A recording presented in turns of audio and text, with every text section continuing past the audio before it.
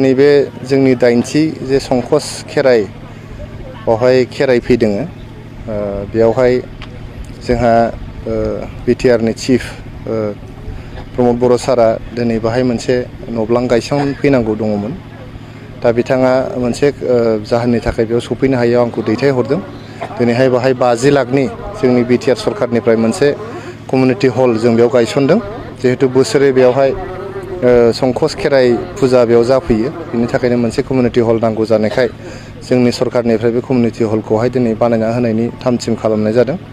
बिनि थाखायनो दिनैहाय जे बावहाय जोंहा गोथार महाशिबरात्रिनि दिनावनो दिनैहाय जोंनि संकस बे चौधुरी घाटआव संकस खेराइ जे बावहाय फुजा जाफैदों, बिनि थाखाय आं बयनिसिमबो गाहाम हामलायनाय जासिहरदों। महाशिबरात्रिनिबो लोगोसे जोंनि जे बाथौ खेराइ जे बेयाव जादों बिनि थाखायबो गाहाम हामलायनाय जासिहरदों। बेबायदिनो जोंनि सरकारनिफ्राय बिटिआर सरकारनिफ्राय खालि बाथौ धोरोमल' नङा, गुबुन गुबुन जे धोरोम ब्रह्म धोरोमानो जा ख्रिस्ट धोरोमानो जा गोबां जे धोरोमफोर दं, हिन्दु धोरोमानो जा बयनिबो जौगानायनि हाबाफारि जों लागासिनो दं लासै लासैनो। आरो दिनै जों बेवहाय संकसआवहाय मोनसे कमिउनिटि हल गायसनफैनो हानानै जोबोद गोजोननाय मोनदों। इभिक्सना मोनसे नर्माल प्रसेस। इभिक्सना सिगाङावबो जादोंमोन, सिगांनि सरकारनि दिनावबो जादोंमोन। इभिक्सना नोङो जे मोनसे गामियाव इभिक्सन जादों, जों मिथिनायाव बे गामिनि सुबुंफ्रा अरिजिनेल गामि दंखायो, गाव गावनि गामि दंखायो, न'बो दंखायो बिथांमोनहा। गथिखे जोङो हाग्राखौ बासायनांगोन, हाग्रा थाबासो जों मानसिया थागोन। आरो जों हाग्रा ओनसोलनि थाखायसो जोंनि बड'लेण्ड ओनसोला मिथिजायो। दिनैहाय जोङो हाग्राखौ फोजोबस्रांनानै लाबाय, भुटान बर्डारसिम हाग्राया थांबाय। जोंनाव साल बिफांनि थाखाय जोंखौ मिथियोमोन, जोंनि बे कुसुगाव हाग्राया एसियानि सेकेन्ड लार्जेस्ट साल फरेस्टमोन। खिन्थु दिनैहाय बेवहाय नोङो सालखौ नागिरनानै मोननो थांला। बे जोंनि माने आथिङावनो जोङो रुवा दाननानै लानाय बायदि जादों। जोंहा साहा ओनसोलथिं थाङै थाङै भुटान बर्डार नांहैबाय, नाथाय जोंहा खोलाहाथिं गोबां हा दङ। हाजार हाजार बिगा हा दङ खोलाहाथिंजाय, खालि हा जायगा दं। बे खालि हा जायगाफ्राव जों थानो हायो। आरो सोरबाफोर हा गैयै मानसिफोर बेबायदि हाग्राथिं थांनांदोंबा जोंनो सरकारनाव जुदि दरखास्त' होयोबा, जोंना हा मेलायाबो सोलिगासिनो दं। लोगोसे जोंहा बैसुमुथि होननाय मोनसे मिसन दा लन्स खालामनाय जादों। साफ्रोमबो हा गैयै मानसिफोरनो हा होनो थाखाय, मोनफ्रोमबो हा गैयै न'खरनो होनो थाखाय हा होनो थाखाय। हाल' नङा, जायफोर हा गैजायै मानसिफ्रा जोंनि सरकारनो दरखास्त' होयोबा जों हाजों लोगोसे न'बो लुनानै होनायनि थांखि लादों दा। बेखायनो जों हाग्रा ओनसोलखौ सिफायनानै बाव गामि फसंहैनायनि जेबो गोनांथि गैया। हाग्रा नङै ओनसोलफ्राव गोबां हा दङ। बे हाफोरखौ जुदि सरकारनाव बियोबा जों सरकारनिफ्राय हाखौ होगोन, लोगोसे न'बो लुनानै होगोन। ट्राइबेल बेल्ट एन्ड ब्लकनि जेंनाया दिनैनि जेंना नङा, बियो जेब्लानिफ्राय ट्राइबेल बेल्ट एन्ड ब्लकखौहाय गायसननाय जादोंमोन, बेल्ट एन्ड ब्लकनि जेंनाया दङ। नोंथांमोना नुदों लासै लासैनो जोङो इनिसियेटिभ लागासिनो दङ।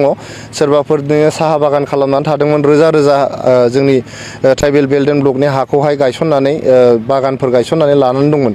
बे बागानफोरखौ जों होस्रांदों, दिनै होस्रांनानै बेखौ खालि खालामनाय जादों। बे ओनसोलखौ जों गोरिब दुखिया जायफ्रा हा गैया, बे मानसिफोरनो जों हाखौ होनानै होगोन। जोंहा बर'फ्रा दिनैहाय हानि माने खमि जायाखै।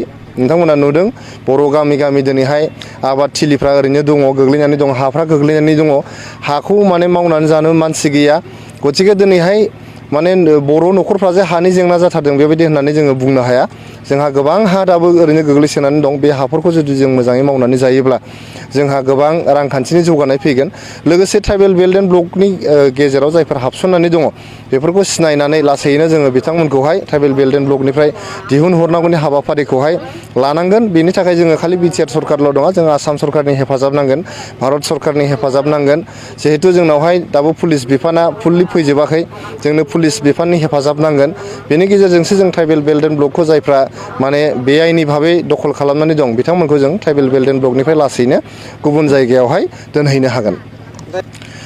मुलुग दरबाराव लांनायनि बाथ्राल' नङा, जोंनि ओनसोलावनो थानानै जों बोरै जौगानो हायो, मुलुग दरबाराव थांबाल' जे जों जौगायो बेबायदि बाथ्रा नङा। जोंनि गेजेरावनो, जोंनि ओनसोलावनो थानानै रांखान्थि बिथिङै, समाजखान्थि बिथिङै, हारिमु बिथिङै, राव थुनलाइ बिथिङै, जेरैबो बिथिङै जेरै जों बोरै जोंखौ जौगालांनो हायो, बेनि थाखाय जों नाजाबाय थानाय जादों।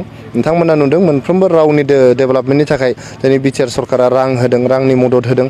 थुनलाइ जौगानायनि थाखाय रां मदद होदों। जोङो फरायसालिफ्रा जाहाथे मोजां जालाङो, बेनि थाखाय जों स्कुल एडपसन प्रग्राम लादों। दिनै सुपार 50 प्रग्राम लादों, जाहाथे फरायसाफ्रा मोनसे कम्पिटिटिभ मुगायावहाय जौगानो हायो। दिनै दिल्लीयाव थांनानै UPSC कचिं 50 जन जोंनि फरायसाफ्रा UPSC कचिं लाहैदों। दिनै जोङो IIT नि कचिं होदों, मेडिकेल एन्ट्रेन्सनि थाखाय कचिं होदों।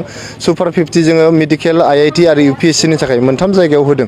बेजों लोगोसे जायफोर सुबुंफ्रा दिनै PhD खालामनो थांदों गोजौ फसंथानफ्राव एडमिसन मोन्दों बिथांमोननो जोङो 2 लाख रां खरि जोङो अनसुंथाइ होदों बेबायदिनो जोंनि ओनसोलनि सुबुंफ्रा जाहाथे जेरैबो बिथिङाव जौगासार जानो हायो बिनि थाखाय बिटिआर सरकारा अहरह खामानि मावगासिनो दङ।